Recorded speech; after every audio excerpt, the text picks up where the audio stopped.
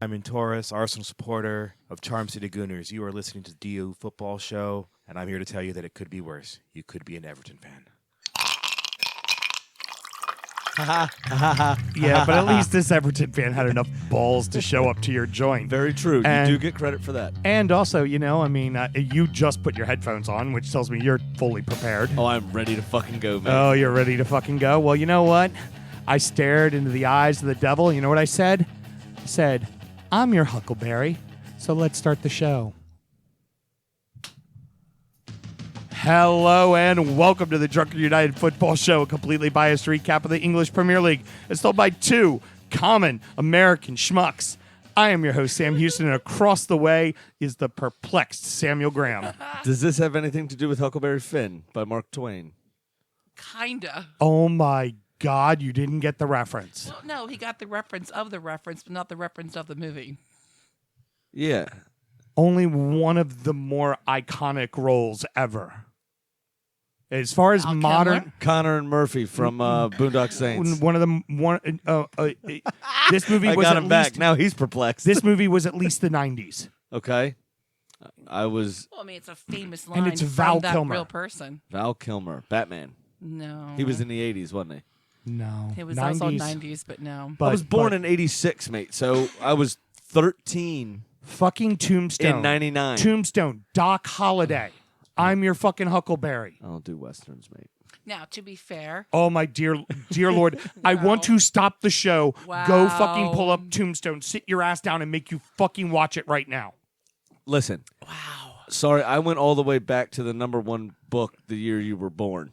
I thought it was from Huckleberry Finn. I apologize. Oh, my God. Thank you. By Mark Twain. I appreciate that.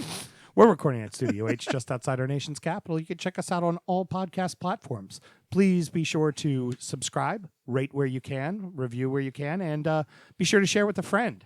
Should you want to chat with us, there is many ways that you can. Sammy, why don't you take your face out of the phone and tell the good people how they can get in touch? They can get in touch at DUfootballshow on all the social medias, Twitter, Instagram, and Facebook. So not quite all of them, but those three.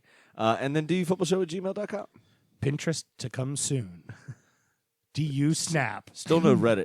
Unless somebody started a Reddit for us, that might be a thing. I don't know. DU After Dark can have a DU Tumblr page, maybe. Oh. You could be in charge of the DU Grinder page if you wanted to. Since I timed my joke perfply where Yeah, you he couldn't can't respond. breathe on that one. No, it'd be He wouldn't be able to breathe after it either, Mel. not Grinder. It would be Growler. Everybody knows Big Daddy's a bear. Rawr. Myself and Sam both work in the wine and spirit industry and both have a deep, passionate love for all things distilled spirits. So as the red-blooded Americans we are, we vow to have a drink in our hand throughout this show and every show. Got another one of Whiskey Advocate's big boys from their top 20. What are we drinking tonight, We Sammy? do, and I also have noticed so far that with the half a glass of whiskey we both had during our little technical difficulty stage prior to recording, we're wittier Oh, no shit. because the juices are flowing. We are drinking Baker's Kentucky Straight Bourbon whiskey. This is their single barrel version, which made a very bold point on it to say that it is a 7-year minimum. And then there's a bottlenecker wrapped that says that this particular one is 7 years, 8 months. Yep. It comes in at 107 proof. This brand is always proof down to 107. Don't know why, but it is. It's also important to know that single barrel doesn't necessarily mean barrel strength. They're two different things. Yes. So be careful of that. This one got number 16 on the Whiskey Advocate's Top 100 this year. And you never told me how much it cost. This $1 one, million. $44.99 to $49.99. There we go. And no major markup either.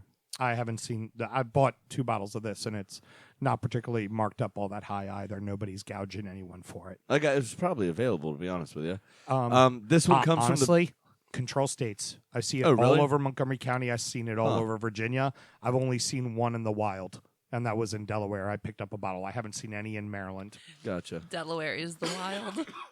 It definitely is the wild. The wild is not controlled states. I know, where just the the way government you runs phrased the that. liquor stores. You Right. need to clarify, because for people in Australia, they're going, oh, Delaware, is it? Yeah. Should mention that this comes from the Bean Suntory Group. It's Beam with an M. Sorry if I didn't make that clear. But Sam has some more info on that, which I did not know prior to our note taking this evening. So the Beams are, from Kentucky. It's a family name. They're Southern. Jim Beam was a person. They're religious. One could probably deduct from that they had a lot of fucking kids, so much offspring, and you can only let one be kind of master distiller of Jim fucking Beam, right? As an Irish Catholic, I take offense to this entire statement. Settle the fuck down. So what they end up doing is well, we got to find a job for this cousin, we got to find a job for this brother, we got to you got to line up stuff for people. And when there was multiple, in fact, a lot of them, the most famous of them, Parker Beam, didn't even work for Jim Beam. He went on to go work for Heaven Hill, and he's the one who came out with the amazing Elijah Craig's that everybody's sought after for so many years. Yep. The Evan Williams Single Barrel, and more importantly, the Parker's Heritage Reserve, which those whiskeys every year were, annually top 20s almost every single year. If there wasn't a Heritage, a Parker's Heritage on the top 20, it's because there wasn't a Parker's Heritage released that year. I've heard that. So this is... I've never had it myself, but I've heard Parker's Heritage is phenomenal. So you have like Booker No, who would be Booker's, and then you have Baker Beam, which is Baker's. So a few of the brands that everybody really, really knows from the Jim Beam family are Booker's and Knob Creek. And Baker's is kind of a lesser known. And frankly, this is a fabulous fucking whiskey. Damn good whiskey. Dare I say better than the one? I honestly absolutely agree. This is definitely better than last week's whiskey, and last week's whiskey won number one. Yeah, for sure. Maybe I lost something somewhere in the translation on that whiskey. The check Diageo sent to I was going to say, Whiskey did they Advocate. Bloomberg it? They may have. Did they buy the competition? It's potentially the case. No, I will say last week's whiskey was good. Last week's whiskey was good. This whiskey is better. But that's also, it's subjective. It is subjective. So it is subjective. Over a panel of at least 6 people, it's definitely subjective, as it should be. So what else should we do, Sam? We should also drink responsibly because this is 107 proof, and I got to drive back to Baltimore. Exactly. Let's have a great show, kids. Let's do it to it, guys. Yeah. All right. All right. So I've been noticing over the past couple of weeks because we aren't talking about Liverpool all that much that I'm figuring Liverpool has caught wind of this, and they're deciding to try to fuck up games to get up to the top part of the show. And then right as before the game's over, they go, oh, fuck, we got to win the league. So they go ahead and they win. And then they move back down to 0. So that happened. So Liverpool almost today, topped the head of the show. But instead, we got a DU derby to talk about. Arsenal 3, Everton 2. Wow, what a game. That was a great fucking game. But dare I say, I don't give a shit what had happened this weekend. West Ham could have beat Liverpool 10-0 today. And we would still talk about the DU Derby first. Yeah, but it would have been in the top line with it. We would have talked about both. True, fair enough. But we are a completely biased recap against our two clubs. Damn right we are. We were this close to getting Chris on the phone for the show. Yeah. A little busy today, huh? Down to the bayou there. Yeah, it happens. It happens. It was a fantastic game. It was actually pretty open in the first minute. The middle, maybe 16 minutes, and the final minute of the first half, and then the first minute of the second half, and then you guys took over, honestly. Yeah. Obviously, from the start. I think it was Mustafi, but the meme going around is it was Kolasinac. Kolasinac kept them on Mustafi. Mustafi was the one not covering. Okay. Like he didn't cover Holgate's header that went back to Calvert-Lewin, who was all alone. Yeah. And then Luiz, in a desperate attempt to try to get a foul / cover his man, went diving back into Calvert-Lewin as he overhead kicked it into the back of the net.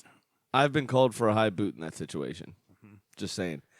It was a 50-50 ball, and David Luiz has a right to go for it as well. Dominic Calvert-Lewin's foot ended up on the top of David Luiz's head. And he collided with Calvert-Lewin after the ball was already in the back of the net. No. Oh, yeah. It was already in the net. immediately after the foul. Already in the net. Close enough for a high kick, but doesn't matter. I took the 3 points, so let's You just know what? move forward. The amazing, Let's not get hung up on the details. the It doesn't amazing matter. invention called VAR looked it over and went, it was clearly a goal Which and we not will a foul. also cover in the next section of this show. I know that Liverpool West Ham was in. Oh, so that happened. I have a juicy little nugget, Okay, and cool. it's just one. Okay. But you have to let me get it in. Okay, I will. Yeah, it was obviously unfortunate. Wouldn't have happened had Kolasinac, I guess, not wrestled with whoever the fuck he was wrestling with. Right. 5 to 7 yards behind the line that Arsenal were trying to hold. It was terrible. And It the was rest bad. of the defenders in the middle there didn't know that he was doing that, stayed and held the line, in which you're right, Mason Holgate would have been offside, and shit wouldn't have fucking happened. 55 seconds into the game. Brilliant. Yeah. I don't even think anybody realized what happened. By the way, as we mentioned before, we didn't give it its proper rundown. Sam Houston, an Everton fan, decided to be a complete moron and go That's true, yeah. and go to the Abbey Bistro, which in Federal Hill, that happens to be the what, Sam? The home of the very well supported Charm City Gooners. And it was me, and I want to say her name was Jess. If I was wrong, reach out and let me know. I'm almost positive it was Jess. Jess dates a Gooner, and she's a toffee. Yeah. 2 toffees. That was it. Had the hair to match. Yeah, she did. There was a toffee or two downstairs, but we didn't get a chance to talk to them. They were gone before we walked down. Right. Yeah. So, but yeah, it was. So I let out a really loud yeah, and then that was about it. I tried to be as respectful as humanly possible. Well, but we did. Me, you, and Simon had Simon, who's been on this show, of course, one of Yeah. our board members for Charm City Gooners, has. We had a good bit of banter standing there at the end of the table, making fun of both of our teams. Oh yeah, we were to be shit talking fair. the entire Yeah. time. It was great. You were And- respectful to the wider audience, but Simon is a friend of ours, so he Well, and the understood. handful that was around us, I shit talked with them too. If they were in for it, I went ahead and did a little shit talking as well. But they were in it. They were in with it and having fun. So it's You all gotta say good. his official title, Simon Torres, Charm City Gooners. That's it, yeah. Every time he does a promo, he's just, that's my title. That's my identity in life. That's So right. so very attorney of him when he does this. Correct. Like, Absolutely. Yeah. I expect the Esquire at the end. Yeah. Charm City Gooners, Esquire. Yeah. But Arsenal grew into the game after that. Got goals from Eddie Nketiah and Aubameyang, of course. because Jabril Sidibe just decided, I don't really want to play defense Yeah, today. Fuck defense. Bakuya Sako, though, with a fantastic cross. I wrote, instead of lovely, I wrote a love cross. Love cross. It was a love cross for Eddie to poke home, which is a great finish from the young lad. Great instincts. Love cross is a little old place where we Eddie can gets score on the some end goals. of it. Love cross, baby. Scoring goals in the love cross. Love cross, baby. Yeah. All right. Sorry. Back to it. Well, we already know the fucking title of the show. And Eddie poked home. It's either love cross or back to it. Oh, it's love cross. Love cross with the Love bullet. cross, baby.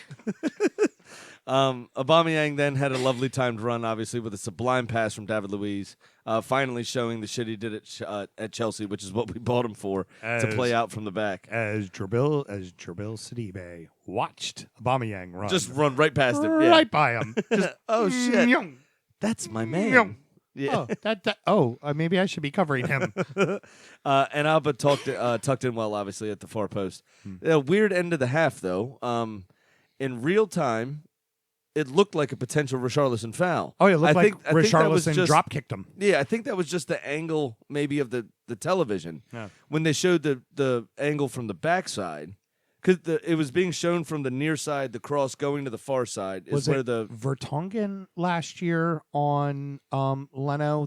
no, it was Danny Rose's bitch Danny ass. Rose. Yeah. I mean, honestly, it looked that bad at Yeah. first reaction. At first glance. Well, Danny Rose's was that bad. Let's start there, and he should have been sent off the cunt. Right. But that was last season. I'm not holding a grudge or anything. Don't of course not. Don't get worried.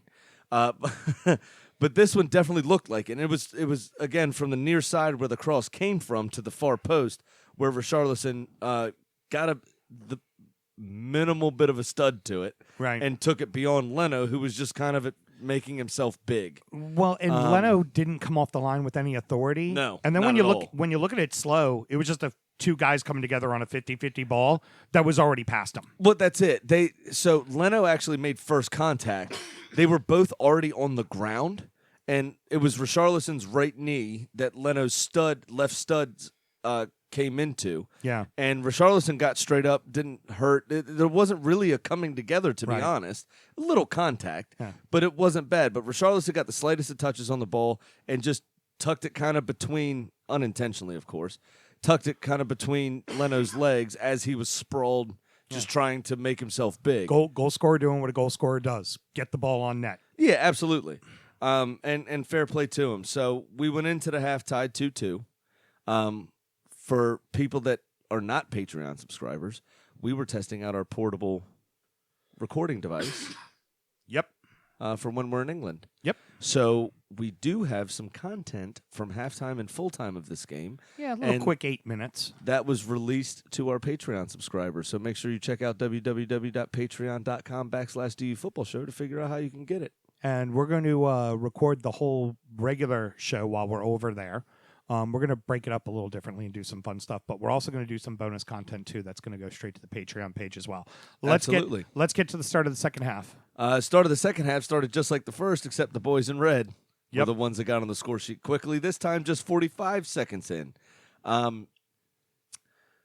It was Aubameyang again with a wonderfully brave header. Hey Sam, 2 guesses on the guy that was covering him, and the first one doesn't count. Sidibe was covering Oh, Aubameyang. yeah. Absolutely. Yeah, it was definitely. it was Nicola Pepe with the cross. So now last game we saw a goal and 2 assists. Follows it up with an assist in this game. Yeah. I think he's finally starting to fucking settle in. And that's a worrying sign for the rest of the league because he lit up the French league last year.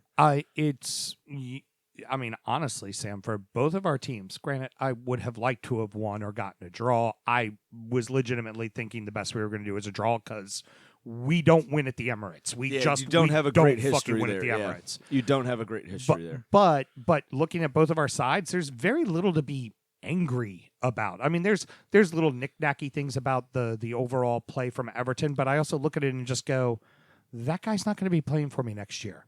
Like, Gylfi had kind of a game. Okay, you know what?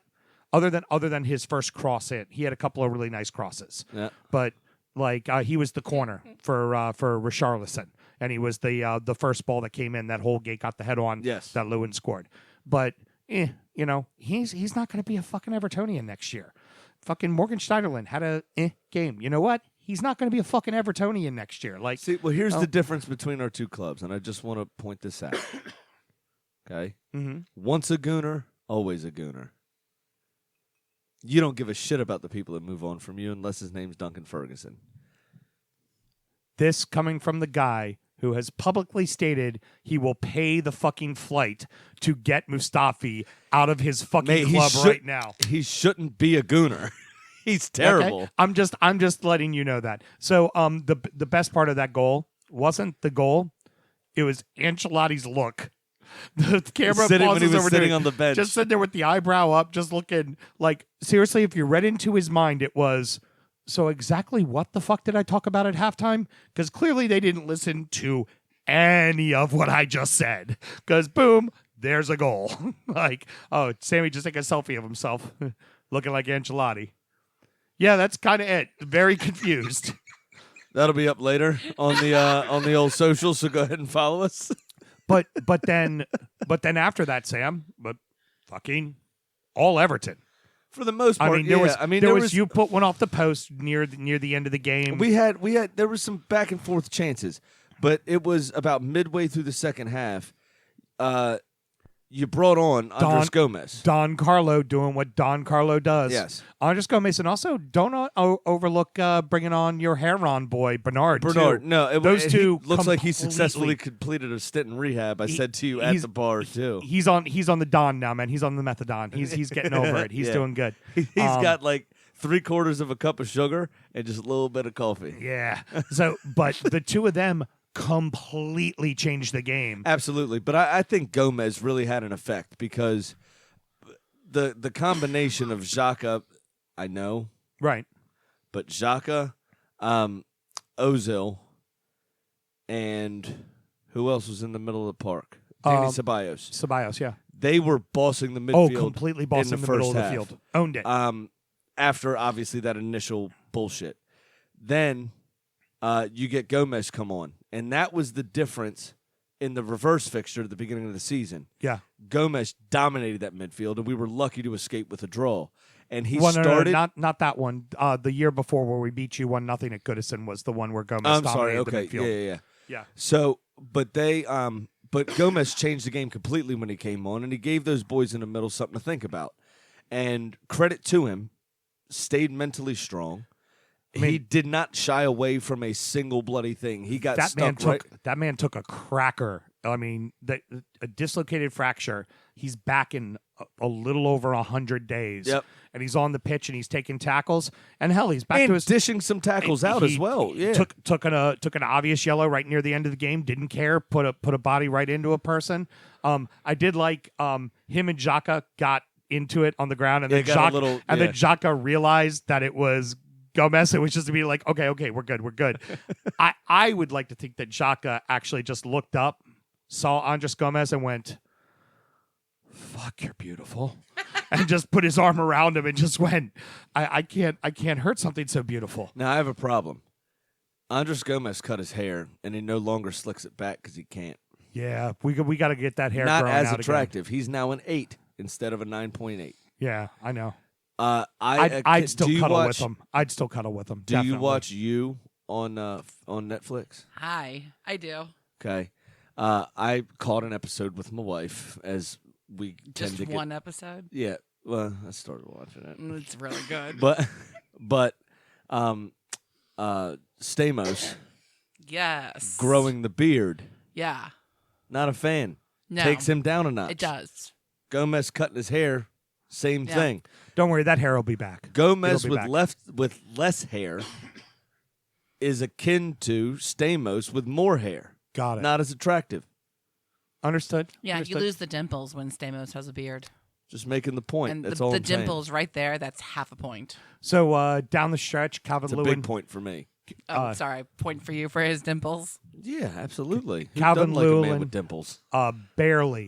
barely misses a header. I mean, too open of a that look. one that flashed wide. In Way the too second. open of a look that late in the game. That was Mustafi almost again, I'd imagine. Arsenal defense being Arsenal defense. You know. Yeah, no, absolutely. And then of course Leno may have had it covered. He worth didn't. mentioning as He didn't. worth mentioning as well. The there was one of the members for the Baltimore chapter of the Liverpool supporters was there.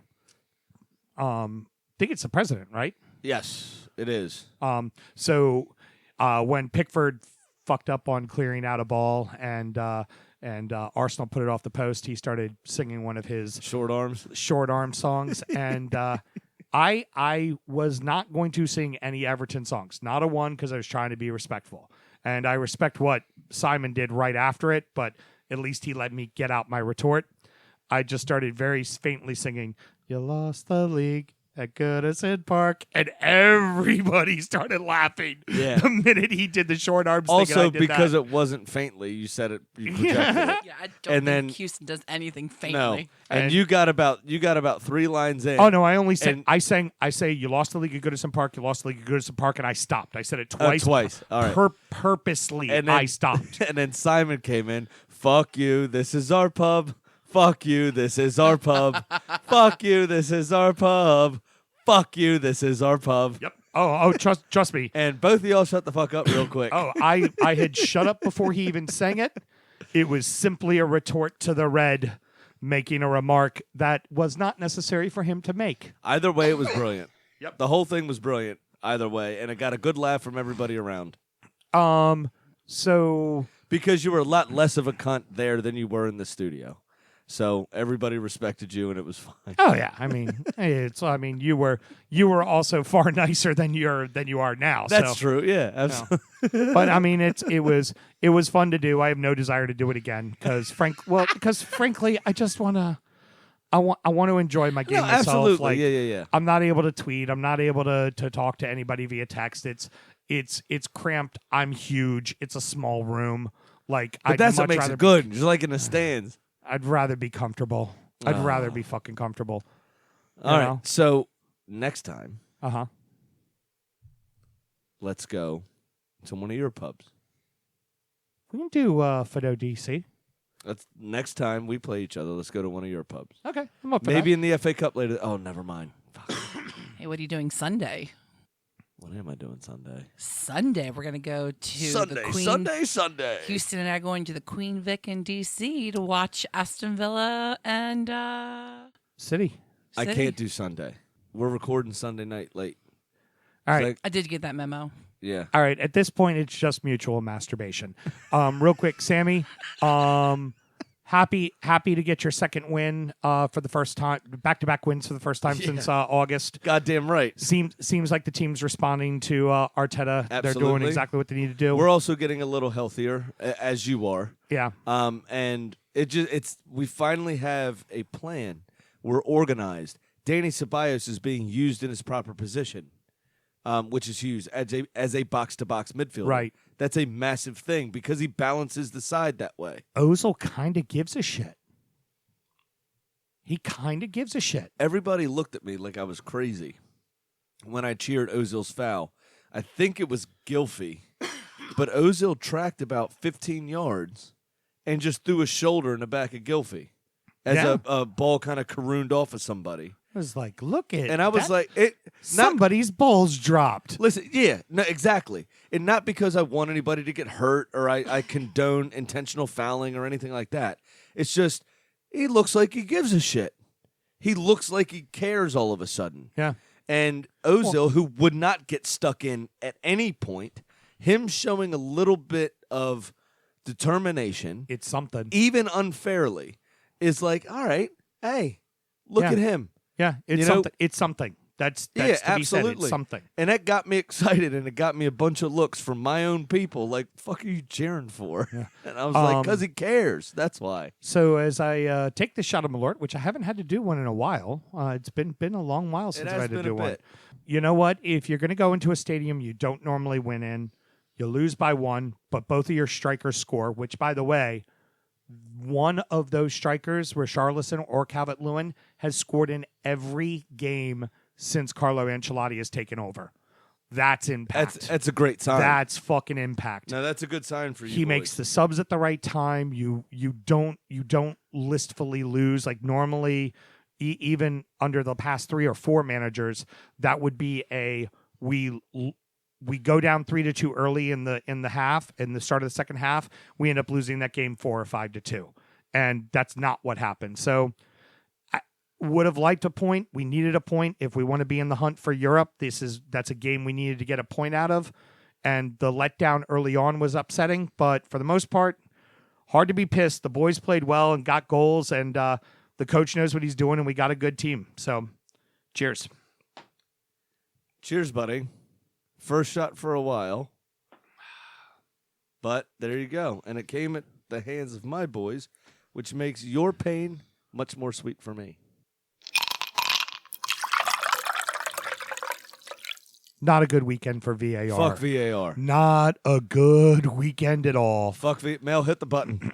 Hit the button. There is a lot I would like to say about both of these two games because there's some really great things to talk about. But no, we're going to talk about VAR.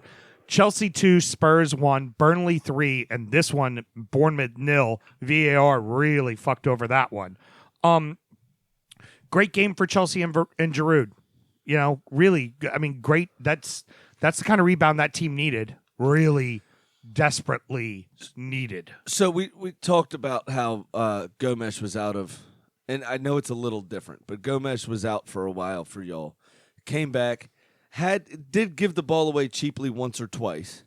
Yeah. Right? Just being rusty. Now, I understand it's different, Right. but he hasn't kicked a ball, period, let alone competitively, for a couple of months now, 3.5 months or whatever it is. Right, but Giroud has been sitting has been a man on an island, sitting on a bench and then even when Tammy Abraham gets hurt, they start going to Michy Batshuayi instead, and the better option sitting on the bench, and he's not fucking playing. Right. And then he finally gets out there against United. He gets a goal. Like, I mean, it was like you could see the relief in his face, and then called back for VAR. So that meant dick, you know? So to see him get the start was big. Oh, and, yeah. And the goal even bigger. Not even just that. He scored twice in that United game and got called back. It was a header. No, he was just the header. The other one was Zuma, who hit it. Those were the 2 goals that got called back. But Giroud was offside for another. Oh, that was the same play. Yeah. His toe was offside. I'm sorry. Yeah. Yeah. But this guy, including when he played for us, was just a phenomenal super sub when he didn't start. And even when he started, he had a great goal return. He should start. He deserves to start. And if not, why is he not your first option? Why does nobody rate this man? I don't understand it. He won the World Cup for France. Exactly what I was about to say. Without fucking scoring a goal. And without him, without that point man, and if you none of those players would have been able to do what they did. I was going to say, and you talk to that team and you talk to that manager, they would all say this, that Giroud was indispensable Absolutely. at that World Cup. And that's why he's still in the France squad. That's why he's still in the France squad. Yeah. In the European Championships, he's going to start at the top. He's going to start. I do not understand why nobody will play him. He deserves it. And then not to move him during the transfer. And it's just like, why is he here? Why is he here? Is he just here to collect? Are you doing the old school Chelsea thing where it is we're just gonna collect pieces so you don't have those pieces, like, which is very typical of Chelsea. Of Chelsea, absolutely. But he tried to move to Dortmund in January, and the deal fell through. Yeah. So I think he's trying to be professional. He does what is asked of him, and nobody rates him for whatever reason. But he scores that goal, like, I mean, unless... And it was good work to compose himself. The only people I can imagine that aren't happy that he scored a goal was Tottenham fans, not because they were playing Tottenham, simply because they hate Arsenal. They hate because of the Arsenal tie. But it was like when Leicester won the league. Everybody was like... Every neutral. Come on, Leicester's winning the league. This is pretty awesome. Absolutely. So it was... the first shot was well saved by Lloris. Karoon back, I think it was Ross Barkley. Might have been Mason Mount. Yeah, it was Barkley. It was Barkley. Had another decent effort on target. Hit the post. Giroud had to shuffle quickly to receive it. Takes it kind of under control. I mean, it bounced almost to the man's shoulder, and he's, 6'3", 6'2", 6'3". Right. Comes down, and just a sweet volley. Mm-hmm. Oh. Ripped it. And beat Lloris, his international teammate, obviously, World Cup winning goalkeeper, near post. Just cranked it. And you could see what it meant to him, as you said. You could see the relief on his face when it went in. Side note, Lloris had himself a hell of a fucking game in that match. That could have been worse. Oh, yeah, absolutely. That match could have been 4 or 5-0. 100%, especially because Lo Celso should have been sent off. Well, and we're good. You know what? Fuck it. Let's go ahead and get to that. Well, that's called a transition. How many times could Lo Celso try to get a red card and not even get a yellow? And I'm called a professional. That's right. Let me finish. This was ridiculous. If Aubameyang's was a red, this should have been a red. Mm-hmm. At the start of January when Alba stepped on. Not even that one. The one before that, there was a ball that he goes for in the air. He got the ball, but he did swing through and get the man as well in the chest, and that didn't even warrant a yellow. Okay, I get it. He got the ball. It was a follow through. That's fine, but it's at least a yellow. Yeah. It's at least a yellow, and they gave nothing, and then turn around, and this one happens. Go ahead, talk about this one. Absolutely. So it was a. That means you need to actually talk about it. I lost my place. That means we here talk we go. about it. Lo Celso should have been we sent open off, our lips and we speak into a microphone. Early in the second half, he clearly stamped on Azpilicueta. The ball was past him. He was looking directly at Azpilicueta's leg, and his foot doesn't move forward and down. Oh, right. It moves directly down, dead center in the middle of Azpilicueta's leg. Yeah. Lifts his other leg over top of him to use all of his weight on said leg. Absolutely. And immediately apologized, right? Like, as soon as he landed with the other foot, turned around and reached down. I'm so sorry. I'm so sorry. Well, that doesn't mean fucking shit. And from the Hung Sun book of fouls, we know that means you done fucked up. It happened directly in front of the two benches. Jose Mourinho actually ended up with the ball in his hands as a result of this play. And Frank Lampard, you could see from the angle, kind of from the goal, you could see Lampard start to go nuts. I'm amazed Lampard didn't jump on the field and grab a motherfucker. Absolutely. Like that's because he's not that far away from his playing career. Yeah, but Fat Frank's not known to be quite hard. So. Right. Oh, that's right. It's Terry. It was Terry with Villa that would have. Oh, yeah. Terry headbutted a bitch. He'd have came out, yeah, absolutely. He'd have he'd headbutted have headbutted a bitch too. Just ask Wayne yeah. Bridges' wife. Hey! I had another one that before we got to this that you missed out on my writing. Okay. Here, okay. Before this happened, there was a great move from Chelsea. Saw their counterattack get finished off by the marauding murderer, Marcus Alonso. Yes, that's true. The marauding murderer. I thought that was pretty good. It was a nice goal, and also who involved in that goal? Olivier Giroud. Olivier Giroud, he was, Yep, absolutely. Wonderful strike from him, though. Ball was coming across his body and just caught it real sweet with the left. Lloris had no fucking chance. You know, it was almost as sweet as he strikes people when he's driving drunk. Yeah. Oh. Yep. Screeching halt. I threw the brakes on that The one. less said about that, the better. But I We mean, are entering their country, which has strict libel laws okay, in 2 heard. weeks. Heard. we Well, should we should not make qui- sure they don't be listen quite to us. careful. But here's the thing. So, okay, even there in that foul on Lo Celso, how do you not at least give a yellow card? Yeah, absolutely. Okay, so now It's- you've it's reached a terrible. point where he didn't get a yellow for a foot to the chest. He doesn't get a yellow for stamping on a guy's ankle. So now you do what he wants. And he finally gets a yellow at the end of the game for throwing a guy to the ground. And it was like, you should have never even been on the fucking pitch. And again, there's this amazing device between the benches, right behind the fourth official. It's called a television screen. And what did the ref not go look at when this happened?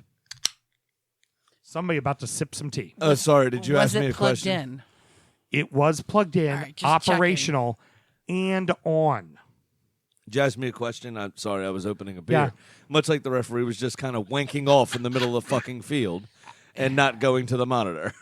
This is back-to-back weeks at Chelsea where they do not look at the fucking monitor on a potential violent conduct. I can understand offsides. I can understand handballs. I can understand just about everything. But violent conduct, you would think a referee wants to put his own two eyes on the call he made or did not make. And he does not want to leave it on the liability of the fucking VAR official unless the two of them are talking back and forth going, hey, mate, do you want me to not overturn this call so you don't look like an asshole? Okay, yeah, that sounds good. Let's not overturn it. That Then- has to be what's fucking happening. Then, in the middle of the fucking game, the VAR apparently turns around from the screen and tells somebody, got that wrong. And it got leaked. And the match announcers said, Yeah, Mel, you oh, weren't yeah, there the for this. VAR has reported that he missed that and got it wrong. Yes, the commentators during the middle of the game said VAR has already announced that it was wrong. The player is still on the pitch. Like, okay, it's wrong. What do you do? I mean, do you blow the whistle and just go hand the guy a red card? I mean, because So frankly, the it's commentators know, but the ref isn't doing anything about it. So what's Well, the I'm sure there's some sort of broadcast professional in with the VARs because I think some of Right. what they use is TV replay.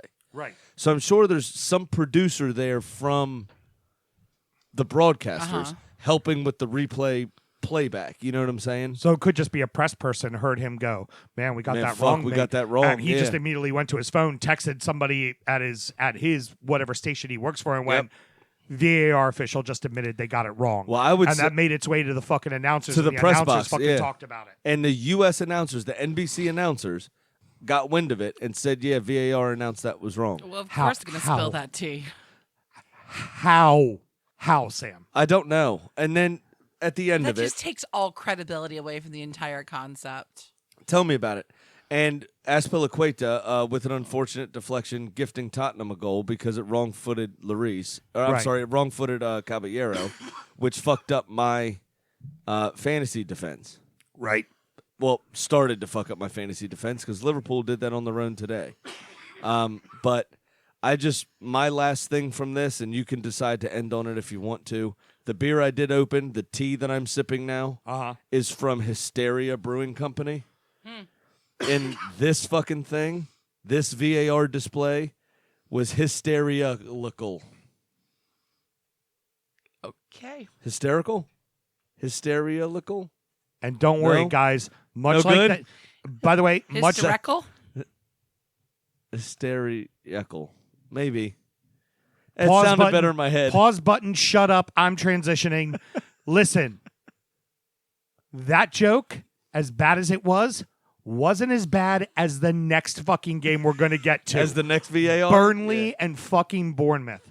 I you know what? Credit Burnley for this. You know what? Burnley took advantage of the situation. They got a big win. They're scoring goals. Viedra again killing it. Woo, nice to see that number. Number. That's the first ticket I've seen. That's a bad number. So anywho, the start of this match has Bournemouth scoring, and of course VAR takes it away because apparently a handball now starts from your fingertips to the top of your shoulder, because the last time I checked, I thought it was your shoulder blade and the top of your shoulder was not a handball, and that ball hit him directly on the top of his fucking shoulder. I thought it was on his shoulder. Yeah, on his shoulder, and they called it a handball. I thought it was down to like your shoulder muscle. I thought that was all part of your shoulder because your clavicle, all of this was included. Don't worry. That debate comes up again later. Yeah. Same fucking body part. Absolutely. And both of them had their arms kind of at their side. Now, Yep. Billingsley has the his second one. Billingsley has his arms at his side. Billings. I'm sorry. He has his arms at his side. He doesn't even know the ball's coming. Nope. It deflects off of a Burnley player first. And it hits off the top of his shoulder, which should not be a handball, Shouldn't matter. and falls to the Because it's foot- not a handball. It's not part of his arm. Falls to the feet of Colin Wilson, who puts it away. But in this brave Josh King, I'm sorry. In this brave new world that we live in, where if it hits any attacker anywhere on their arm, aka Laporte falling over, and it hits the back of his hand as he's falling to the ground, these are all advantages for scoring a goal. They're not ridiculous. fucking advantages. Nope. It is. How is it that we have a setup where they will only overturn a clear and obvious error when there aren't clear and obvious fucking rules? It's open to interpretation to whatever the VAR ref wants it to be, to whatever the ref on the field wants. The ref just wants the scapegoat. Right. Yep. Tell And me I'm not wrong. Now, I can't remember exactly when this stat was put out, so forgive me. But at one point this season, VAR, which was meant to just get decisions correct, VAR had disallowed 9 goals in the Premier League and only awarded 1. Now, this was a fair few weeks ago. Right. And had only allowed 1, right? Right. And that 1 was a fucking penalty that they ended up calling. That was the Brighton Everton game. It might be The Connolly. Yeah. The Connolly So foul. my point is the goals are the best bit. The goals are what we're here for. You know, nerds like us like the hard work in midfield. They like the guy with the vision. They like the talking, the leadership, right? But your casual fan, your regular person is here for the fucking goals, mate. Yeah. And you're robbing us of the goals. Take it away. You're making the game worse. Viedra, the third striker, has an amazing game. Scores a great goal. Guess what?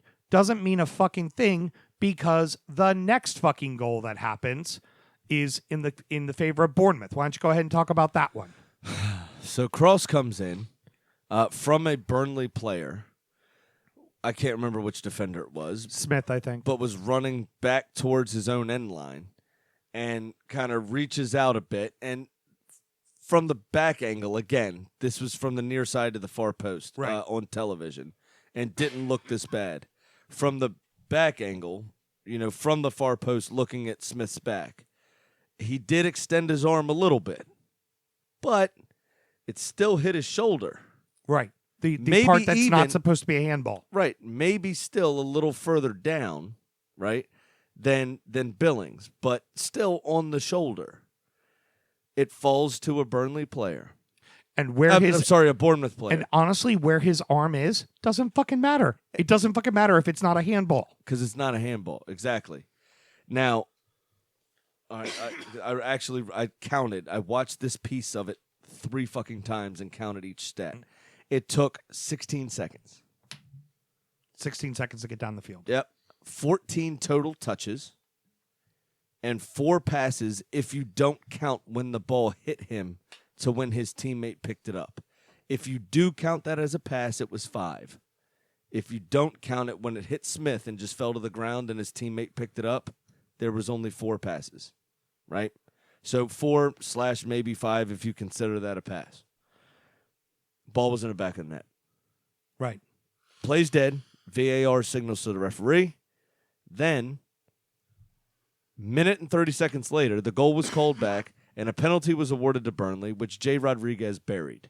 So you go from a 1-1 draw to now a 2-0 lead. So Which completely, I mean, you're supposed to be a professional. You're supposed to get through it, but you've already been screwed over once, and then you get screwed over again, and it does a +1 in the other favor. How are you supposed to be able to keep fucking playing? correct? How? And the How? players and Eddie Howe admitted that after the game. They said that it was hard to pick ourselves up after that second decision. And then the greater question is are they looking at that as an inadvertent touch of the arm in the result of a goal? And if that's the case, that's fucked up that you are then taking the playback all the way to the opposite goal line. Or were you legitimately looking at a handball inside of the box? And if that was the case, I know you're supposed to allow the play to go, but if that's really the case, you need to change that rule. You don't let play go. You stop it, and you look at the fucking handball. Well, go look at it. Here's the thing. It was pretty blatant, the contact that was made. Why didn't the referee just call it if he thought it was a handball? Easy. Is that a clear and obvious error? Clear and obvious area by the ref to not blow the fucking whistle. Or the error wasn't that grievous? So let it Which, why are fucking we go. even looking at it? Right, Because let it's it fucking supposed to go. be a clear and obvious error is their definition. That's problem number 1. Problem number 2 is the time, right? This one I don't have a problem with. Yes, it happened on the end line. Right. But I went over it. 16 seconds. Not an egregious amount of time to call the playback. Fine. Third, do you consider the touch by a defender defending the first act of attacking? In which case, a handball resulting in a goal is a fucking handball no matter what. Right. So is that the first attacking touch, or is that a defender defending? Should be a defender defending. Exactly. But in my opinion, yes. But VA, no one's come out and said what it is. Exactly. Come out Third. and fucking say something. This would be fourth. You Am I already on the said third point? No, fourth point. Yeah. Fourth point is, was it just a fucking handball? Which takes you then back again to the first point, right? Right. If you're just reviewing the play in and of itself and nothing else has anything to do with it, Why wasn't the whistle blown? why wasn't it blown in the first place? And then let the referee take a look at it. And then again, this results directly in a goal. Let the referee. Send him to the fucking monitor to look at the goddamn play himself and not some asshole that doesn't have the feel of the game, that doesn't have what's going on, and you end up re-refereeing the game fucking anyway. And here's the most important thing. McNeil scored an awesome goal. Doesn't matter. Why? Because fuck VAR. In its entire asshole, fuck VAR. All right, Sammy, we got to go through this quick because we have gone way too fucking long. Big time. Rounding up the rest of the league, and so that happened. Man City 1, Leicester City 0. Man City 2, West Ham 0.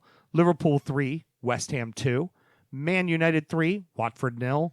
Wolves 3, Norwich 0. Sheffield United 1, Brighton 1. Palace 1, Newcastle 0. Southampton 2, Mel's Aston Villa 0.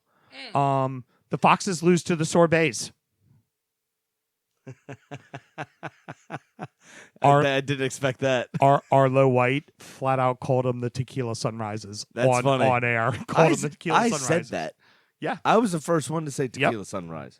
I've called him the palate cleansing sorbet for quite a while now. But yes, the Foxes lost to the sorbets. Vardy can't fucking score.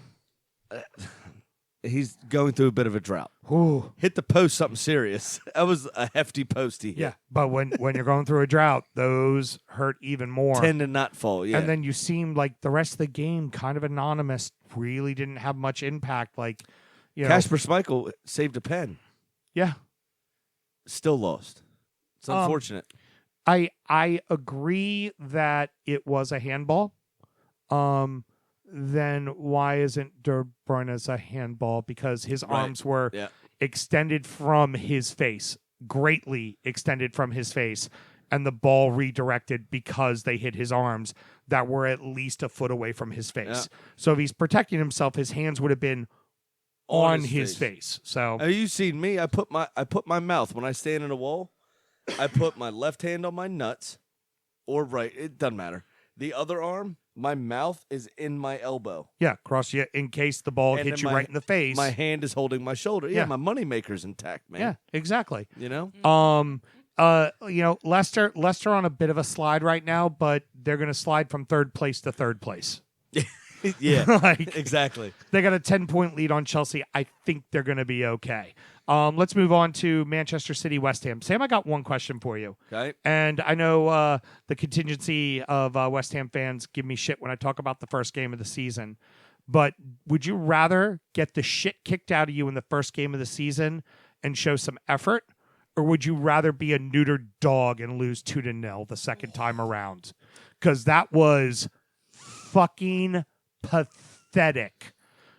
Rodri set a fucking league record for passes. I think it was something like 20. I think they had 23% of the ball. West Ham. Well, it was fucking horrific. Yeah, they actually less than that. It was 22.4 by the stats I saw. I'd rather go down swinging. I'd rather go down swinging than that shit, man. That's fucking terrible. Absolutely. But at this point of the season, and it's fair enough, every game means something. So you have to try to get something from the match. And really against City, especially away, the only chance you have is defending. Then where was that team that was there today that played the shit out of Liverpool at Anfield? They fucking took the game to fucking Liverpool. They played their asses off That's today. part of my nugget. Okay, go ahead. Give me your go at it, killer. Do you want to do that now? Yeah, go ahead and give me your nugget. All right, let's transition to that game. West Ham, who has a reputation for ruining strikers, started without one against Liverpool. Yeah. Scored fucking twice. Scored fucking twice. And after the first one, for a solid 3 minutes, as I was driving up 95 to my daughter's basketball game, audibly, through the radio, you could hear the West Ham fans inside of Anfield chant, "We scored a goal, we scored a goal, we scored a goal, we scored a goal, we scored a goal." Then they fucking took the lead. Holy shit. No striker on the field. 2-1 up at Anfield. Problem was that and was then with, Fabianski Pickford, and that was the end of it. and which, by the way, West Ham fans, don't be too hard on him. The man has been a fucking rock for you. Other than obviously he had gotten injured, and his injury is why you're now in the bottom, because your goalkeeping beyond him, aka Roberto specifically, cost you fucking games actively. Hard to. Fabianski's been a rock. I can't believe I'm saying it because I don't like Fabianski as a goalie, and I've talked a lot of shit about him. And it's one mistake. Hopefully, Everyone's allowed one, right? Everyone and when Fabianski's been in the net, he's been fucking solid. He has been the sole person keeping them in games. No, when they're in games, it's his responsibility to be there. It's a tight match. You feel like you got to do it yourself. You try to go for a ball you probably shouldn't have gone for, and that's where you got beat. Like it sucks. It sucks, And Allison, up to that point, saved 28 out of 29 shots on goal in his last however many. Yeah. The first shot on target was Issa Diop's header, which there was a shout that maybe it hit his shoulder, but I'm pretty sure it hit his head. And then saves 2, and then lets in the next one as well. So they had allowed one goal, and I think it was 6 games. They allowed one fucking goal. And then all of a sudden the dam cracked. But they're so good going forward, that was the end of it. Trent Alexander-Arnold with 2 more assists. Yep. He was likened on Sirius XM today on the radio, which has a lot of British pundits and stuff. His delivery likened to David Beckham. Wow. It's just how accurate, with pace, just always has a purpose. Trent Alexander-Arnold. The ball that he beat, that he ended up beating Fabianski to, was a gorgeous fucking ball right into the middle that Mane just tapped right the fuck in. So hit the crossbar as well from a free kick. Alexander-Arnold. All right, so keeping the train moving here. Does this galvanize or destroy West Ham? I don't think it matters at this point, to be honest with you. I think they're done and dusted. This Southampton game coming up is fucking everything for them. It really is. More on that in my bet of the week. This is the season right there. Manchester United, Watford, and Wolves, Norwich, both 3-0 games, and I think we can kind of sum up both of these. Man United, is one player making that big of a fucking difference? Yes. I mean, it's amazing. He's selfless. He works hard. He's inventive. He's creative. He's the exact opposite of Paul Pogba. Yeah. Paul Pogba's a box-to-box midfielder playing a number 10. Just like Danny Ceballos was worthless in a number 10 under Unai Emery. He's a box-to-box player. But that's not even a form. It's not even a format thing. Paul Pogba only gives a shit about Paul Pogba. Well, and you see a guy like Bruno Fernandes who just immediately goes into the team and goes, all right, I'm running the show now. We're going to fucking win games. You boys are going to jump on my back and we're going. Now, and you never see that from Pogba. Correct. Pogba likes to make the beautiful pass because he's very pretty, cognizant of trying to look as pretty as humanly possible on the pitch. Here's the thing. With Ceballos, with Pogba, right? They need to be running up and down the field at both sides of the ball, right? Andres Gomez. Right. Moving need freely. to be on both sides of the ball. Danny Ceballos frequently, and I've seen a lot more Arsenal than I have Man United, but Danny Ceballos frequently would be caught tracking back when Unai Emery played him in the hole. And then we get the ball, and we have no link. There's no one there. Mesut Ozil's not supposed to track back. You know what I'm saying? He is a number 10. He plays in the hole. Job. That's not his job. And Ceballos was doing what comes naturally to him, and then he wasn't there to do what was tactically required of him, right? So now you have a player in the hole. Now Pogba can be a box-to-box player if he can get fit. You see what I'm saying? And that balances the side. And you have Nemanja Matic that holds back. So you have one midfielder back, one midfielder forward, and one guy that does both. And now you're balanced. End of story. Does Pogba want to be there, though? No, he doesn't. He wants to be at Real Madrid, playing for Zizou, and it doesn't matter. It's a moot point because he's going to come back with a new haircut, and it's going to be blonder than ever before. And Real Madrid's going to pay $87 million or $105 million. He's probably not even hurt right him. now. He came back and then was suddenly mysteriously hurt again. Again, right? And the original injury wasn't even that bad, as I understand it. Does Bruno save Ole's job? Mm-hmm. I think he does. I really think he does. You asked me a short question right as I sipped some whiskey. Yeah, but it's a good answer. Was the right answer. Yeah. Yes, it does. And for Watford, this is starting to feel like it's going to be too big of a hill to dig out of. I mean, to climb up. 100%. Real simple on. I think it's West Ham, Norwich, Watford. Yeah, I'll say it now. I tend to think the same. I think Villa can skip over Bournemouth, and I think Bournemouth could be in that situation depending on what happens. I think it's either West Ham or Bournemouth that's going down. Yeah, I'd agree.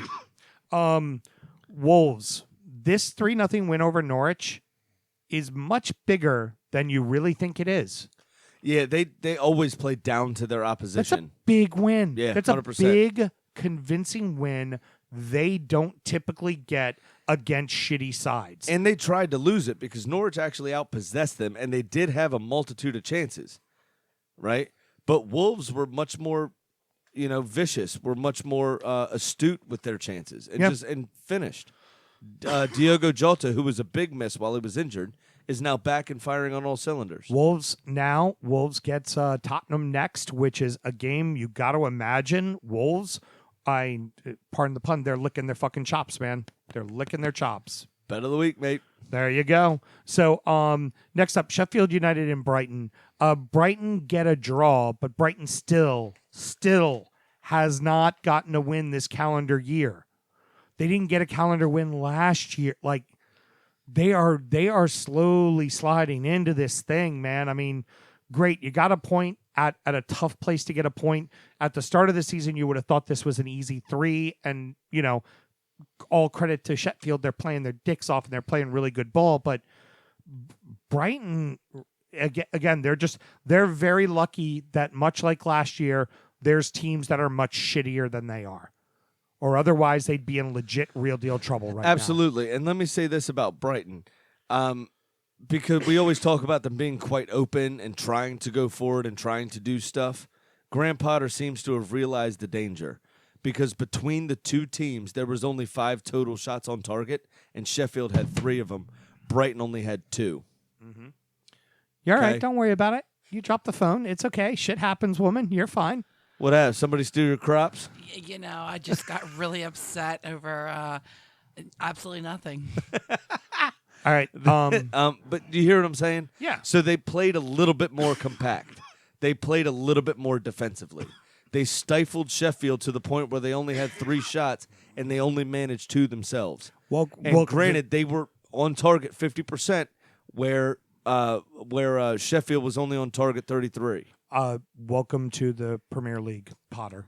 Yeah, now, you have to fucking focus. Now you got to coach a complete game. It can't just be run and gun up and down the field. Absolutely. And Maupay back on the score sheet. Yeah. Which is huge. That's I think very He huge. was 9 without. Yeah. Yeah. All right. So when you look at this bottom half of the table, you can look at a game and go, one team's going one direction, one team's going the other direction.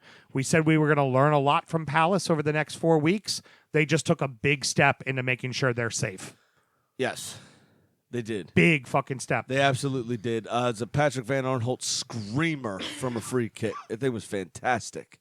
Other than that, there wasn't a ton going on. Dubravka and Guaita did have some good saves. I was going to say that's because Newcastle doesn't like to ever really shoot the ball or score goals, right? Unless it's a set piece from a central defender. Correct. It was a bit chippy. Newcastle were up for the shithousery, racking up 7 total cards, one of those being red. And I do want to issue for the first time ever my Idiot of the Week award to Valentino Lazaro. Oh, what a fucking stupid red. Stoppage time. He's the last defender, gets rounded quite fucking easily by Wilfred Zaha, and then decides to just wrap him up in a routine safety tackle. So if he could fit his dreads under a football helmet, I think that he should come to the NFL because he would be the best free safety in the NFL. So do it on one side of the field, it's a red card. Do it on the other side of the field, Guendouzi, and you get away with a yellow even though you were last defender. Exactly. Yeah. 100%. It was no different. Those 2 fouls were not different at all. No. Other than one had dreads and one had big floppy mop hair. Oh, come on. That's the only difference between those 2 fouls. No. Both were hugs and tackles to the ground on Wilfred Zaha. And 45 yards. It's still last defender. Yeah, but somebody would have gotten back at that point from Arsenal. Come on. All right, so we get to the 60 end. 60 yards to make up. Don't worry. By the way, I haven't forgotten, Mel. Damn it. I'm sitting here going, we're going fast. He's going to breeze right by it. There's no need. Not a chance. No This is worth it. need. This is worth Fuck. So it. This is part of our shtick. So unfortunately for Which rhymes with dick. this was a great opportunity for Villa to go get points. We were all very keen on Villa to get points Absolutely. at Southampton because 100%. at Southampton really sucks. Apparently they can't play well at home. But they did this one. It also helps when Villa decides not to play the entire game until the last 20 fucking minutes. Absolutely. So This was the 2-0 scoreline was flattering, by the way. The second goal. Oh, we'll get to that in a second. Okay. Please All tell right. me about what Shane Long used to score his goal. His thigh, but in real time, definitely looked like his cock. Oh, yeah. He definitely used his dick to score the goal. Definitely looked like his cock. Now, on the That is replay. That Shane is Long not a whipped- handball. Shane Long whipped out No, his dick and it's a slapped against Spanish Howard's head. It went, go! That's exactly what happened. I'm just telling you. I'm so glad. In real time. This I'm is so the main glad He I show. willy missed coptered him. He willy coptered him. Oh my god. He willy coptered the ball in the back of the net. This is the main show. I know. Careful. I know. I should watch for that. Careful.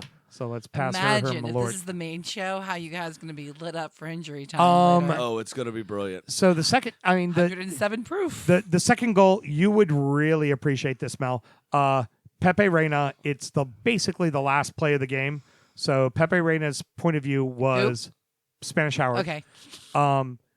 It's a corner kick, Uh-huh. and Spanish Howard runs all the way up to the other end of the field and literally is standing in the center of the goal like you would swear he was the goalkeeper for Southampton. It's to disrupt. It's Okay. to disrupt. And also, what you have to remember, though, is that Pepe Reina is old as shit. So Pepe has basically said in his mind, I'm going up there, either we're scoring or we're losing 2-0. They lost 2-0 because the ball came through and it popped back out. And as Southampton kicks the ball up the field, you just watch Pepe, and he is going at a let's to be nice, a moderate jog. Up Yeah, the pitch. that's just gotta kind. go. Yeah, I'm not going chasing the ball. You're scoring. That's it. And what That's was it? definitely a kind way to say it. Stevenson that put it away. Yeah, I have it written down, but I'm taking a video of Yeah. Mel taking her shot. Are we So- doing a video? Yes. So really, I had a wedding show, so I didn't see the match. I read the reviews and decided, fuck the highlights, up the villa. Oh, God, I'm not getting used to this. It's time to tell you what little we know. It is prediction time. Kitty had to sweat it out today, but she hit her bet and now is 13-11, I want to say. I have to go back and double check. She's 2 over 500. I think it's 15-13 or something like that. I'll have to take a look. Pat lost both of his bets because his West Ham bet happened last week, and he missed on during the midweek, and he missed on that because it was Man City to win by 2.5. Man City only won 2-0. How'd your bet go, Sammy? All right. So I wrote. I did not win. That's how it went.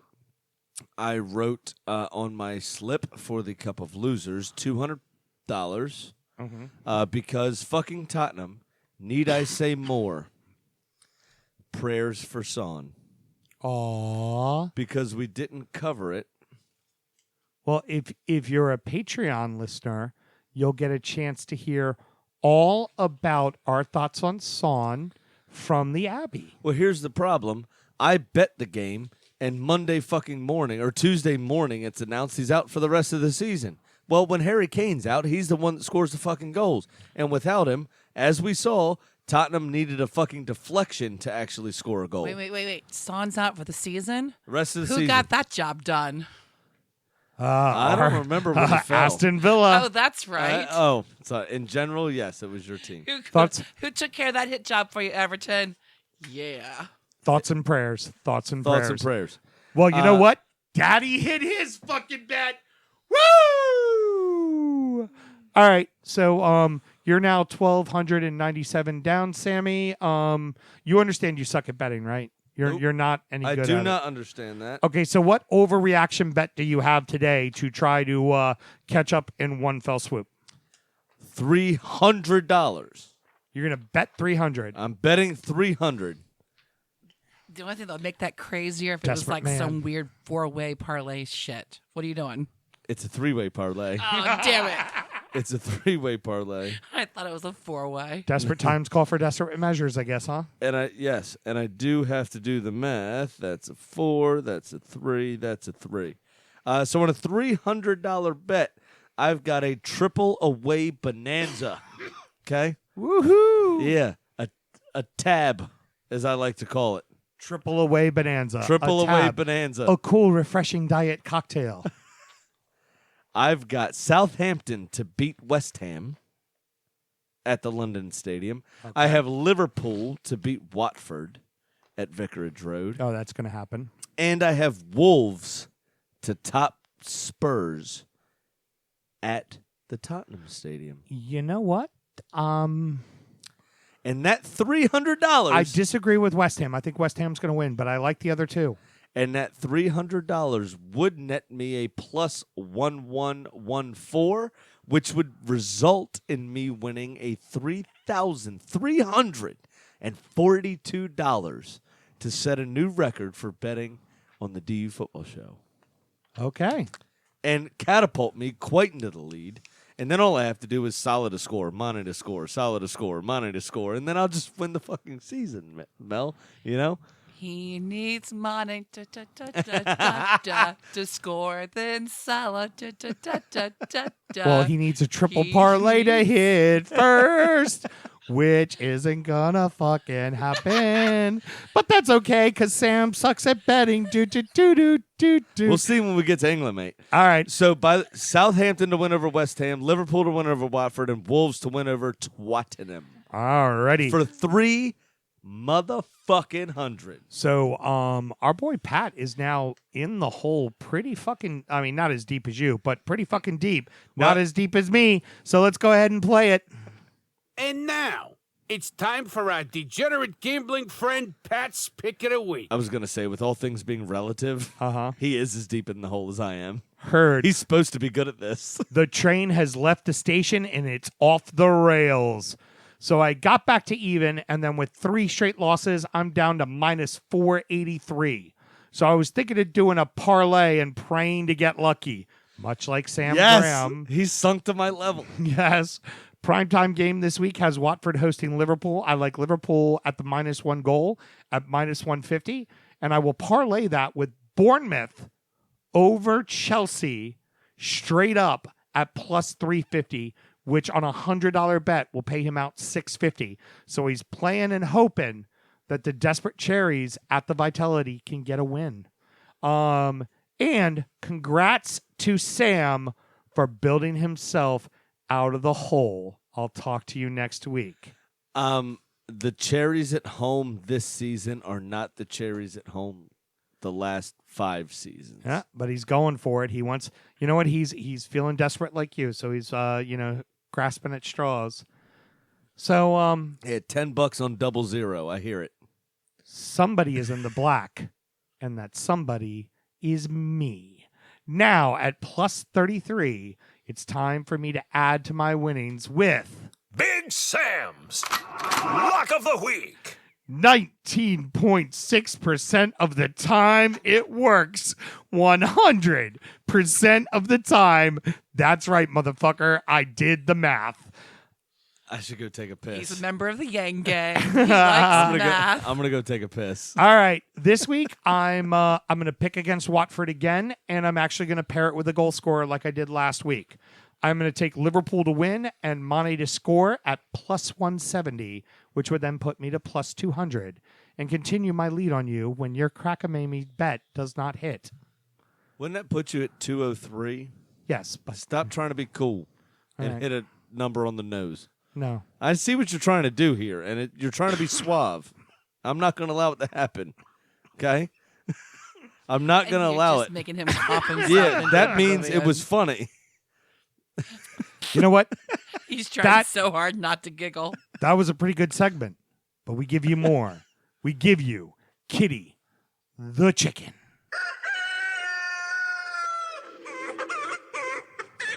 I would dance, but I don't feel like dancing. Sam, I think you're going to enjoy what Kitty was up to today. All right? Yeah. So Kitty was super relieved to see that Liverpool had the comeback win today. And when I went up to the coop to visit with her, I was surprised to see she had a guest. Sammy, she had a guest. What was the guest? Well, you want to get it's none other than Snoop Dogg. The D-O-double-G, Come motherfucker. on. Hanging in our coop. I still have the pot of the pot. That was a Freudian slip. I still have the pint of Naughty Head that we drank on the Snoop show last year. Yep. Well, I, from my office, I smelled a certain scent coming from the coop, and it was not the normal smells. And so I went up there, and just by hanging out with Snoop Dogg, I know that he has ties to Burnley. And so I figure she's wanting to bet Burnley at Newcastle match. And so she is obviously going for the Clarets for the win. You know, Did I say? Did you? Hold on. What? Snoop has ties to Burnley? Yeah. well, here's the thing. He's a Burnley fan. Snoop has ties to lots of teams, but of England, one of the teams he owns a jersey of and is a fan of is actually Burnley. Yeah. Why? He fucking likes it. Why I think do he you likes think? I think he likes the colors. I think he likes the burn. I think Sean Dyche is a Crip. Yeah. I don't know about that. So how'd the rest of the afternoon go? Oh, well, then No I good? just Nothing? I hung out We're not with gonna them. talk about it? I hung out with them and got stoned with Snoop Dogg and my chickens. So great.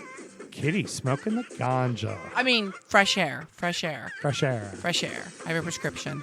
So remember, always, always to smoke, drink, gamble legally and responsibly.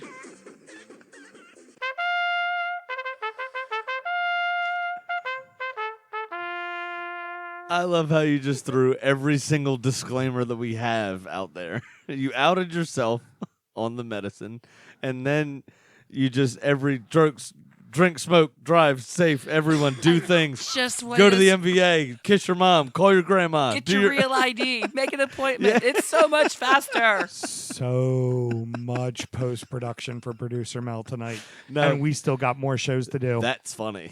I mean, Keep it in. Keep it in. That's funny. That is radio fucking gold, mate. Okay. So how we That do, is Killer? Radio fucking gold. You pulled me from the net. probably deserve to be pulled. No. What happened? That's a few weeks ago. Jake That was played 2 the weeks entire ago. game. I'm still Oh. bitter. If you can't Are tell. you smoking weed? If you can't tell, I'm still bitter. Sorry. Oh my goodness. No, we still lost. 107 proof. We still lost. I scored a peach. Yeah, actually. it was. Kissed it. You know what you did? You know what you did, Sam? You Kissed hit it off the post. almost as brilliantly as I put it off the post at the start of this show. Mel, I'm not acknowledging that. I mean, let's see if we can get it again. I just want the record to show that I'm not acknowledging that statement. Yeah, that was a great love cross. Mel, Mel didn't Fair just enough. high-five me for the great movie reference. She high-fived me for nailing the fuck out of that It was post. sexy. Oh, God. Get out. Hitting the post is sexy. Well, I guess DU After Dark is going to be exciting today. Chicks No. dig hitting the post. I was the only one that scored, right? We hit the post 4 times. Actually, 5 times. Actually hit the actual posts Yeah. 5 times. So we really, besides a couple of a quarter inches, won 6-1 or 6-4. Yeah, Africa United, a team we've played a bunch. We know And well. and love them. We know them very Yeah. well. They're There's games we put it to them. There's games they put it to us. Unfortunately, as I've already said, this is going to be a long fucking season, Sam. yeah. It's going to be a frustrating one. And you know Honestly, what? We'll go it'll down do to well D2 for us and to we'll go get down to us- Z2. Yeah. and we'll get it out of our system. But it was it was a good game. It was played in good spirits. We all had fun. There was hugs afterwards. And like I said, we put it off the post a bunch. So a couple of inches here or there, and it could have been a very different game. Seriously. Kind of like your Tinder date. Heard. Mel, since you were shaking your head, that was for you. Okay? We've established growler date. Growler date. Papa's a bear. She's a woman, though. Thought we were talking about me. We're Oh. always talking about me. All right, guys, I'm we're the at most an hour important thing. 20. Can we wrap this shit All right, up? any Yes. parting words? I don't. We got to go. All right. I got to get the fuck out of here. Subscribe, rate, review, tell your friends. Patreon.com/DUfootballshow. Fuck off. See you later. I guess I got nothing else to say. We'll see you in Patreon, all you crazy subscribers. Goodbye. See ya. I am a patient boy. I wait. My time to understand a trade. Everybody move it. Everybody move it. Everybody move it, move it, move it, move it. Please don't leave me to remain. Live away,